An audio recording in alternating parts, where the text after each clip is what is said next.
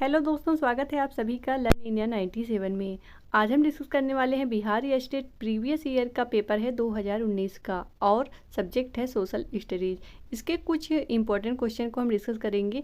हो सकता है ये क्वेश्चन आपके एग्जाम के लिए वेरी इंपॉर्टेंट हो, तो आप ज़रूर लास्ट तक देख लीजिएगा।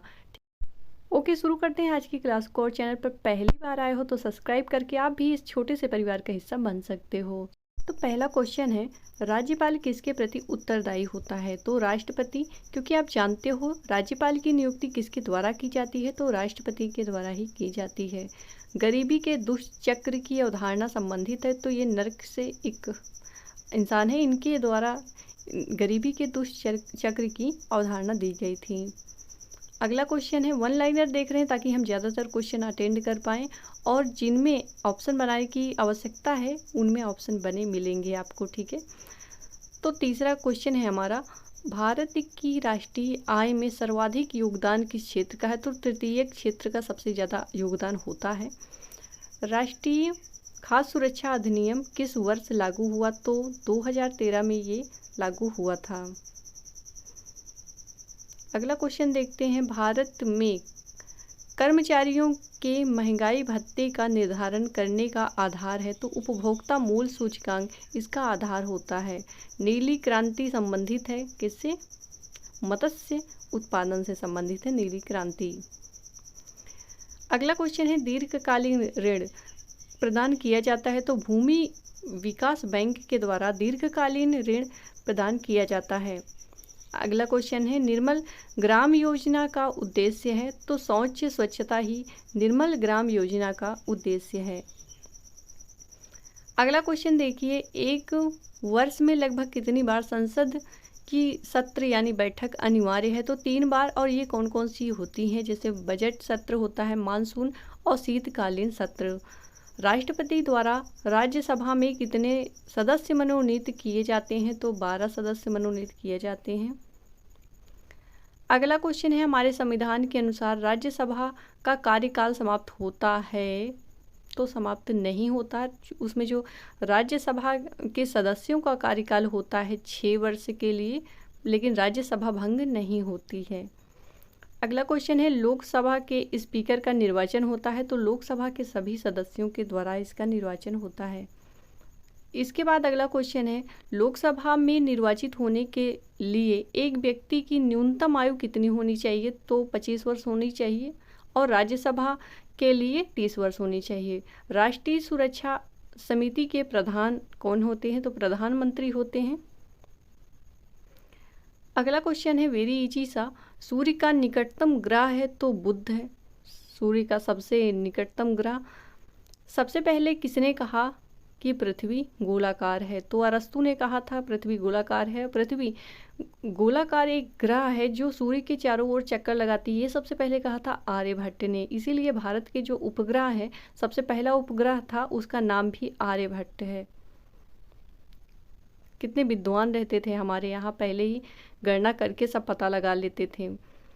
किस ग्रह के चारों ओर वलय है? तो शनि के चारों ओर वलय है, जिसके कारण ये बहुत ही खूबसूरत दिखाई देता है।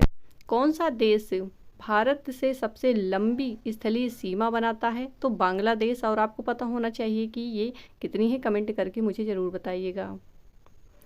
अगला क्वेश्चन है, भारत आकार में विश्व का 7वां सबसे बड़ा देश है, पता है आप सभी को। भारत के किस राज्य में तीनों ओर से अंतर्राष्ट्रीय सीमाएं हैं? तो नाम ही है इसका त्रिपुरा, और ये नाम मैच कर रहा है इससे पूरी तरह से। अगला क्वेश्चन है, ये सारे क्वेश्चन आए हुए हैं आपके एग्जाम में 2019 में, ये बिहार स्टेट में सारे पूछे गए क्वेश्चन हैं। निम्न में से कौन सा अक्साई चीन का भाग है? तो इसमें से ये जो काराकोरम श्रेणी है ना, ये अक्साई चीन का भाग है। इसके बाद अगला क्वेश्चन है, माउंट एवरेस्ट कहाँ है? तो इसका जवाब आप कमेंट बॉक्स में दो, क्योंकि आंसर देने का अधिकार सभी को है इस क्लास में। बताना मुझे। निम्नलिखित दर्रों में से किससे लेह जाने का रास्ता है? तो जो जोजिला दर्रा है ना, उससे लेह जाने का रास्ता है। अगला क्वेश्चन है, बैरन द्वीप अवस्थित है? तो कहाँ अवस्थित है? ये बंगाल की खाड़ी में अवस्थित है बैरन द्वीप।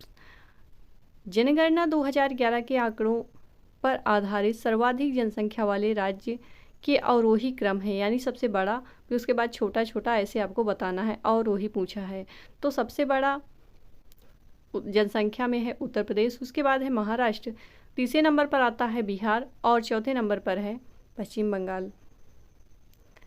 अगला क्वेश्चन है छिपी बेरोजगारी से तात्पर्य है।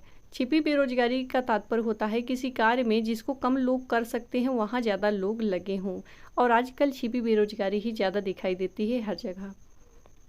अगला क्वेश्चन है कि संविधान संशोधन एक्ट के तहत मतदान के लिए आयु 21 से घटाकर 18 कर दी गई। तो 61वें संविधान संशोधन के द्वारा जो मतदान की आयु है उसको 21 से घटाकर 18 वर्ष कर दी गई थी। कभी जॉब के लिए ऐसा नहीं होता कि घटा दिया जाए या बढ़ा दिया जाए उम्र।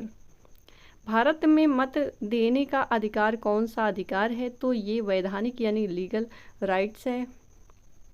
अगला क्वेश्चन देखिए,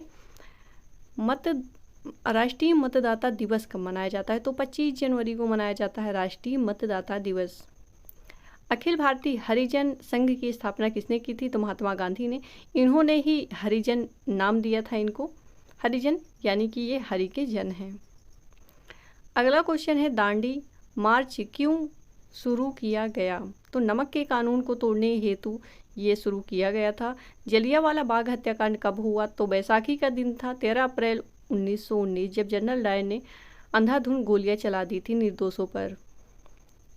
अगला क्वेश्चन है, किसने नील की खेती के संबंध में गांधी जी को चंपारण में आमंत्रित किया? तो इनका नाम है राजकुमार शुक्ल।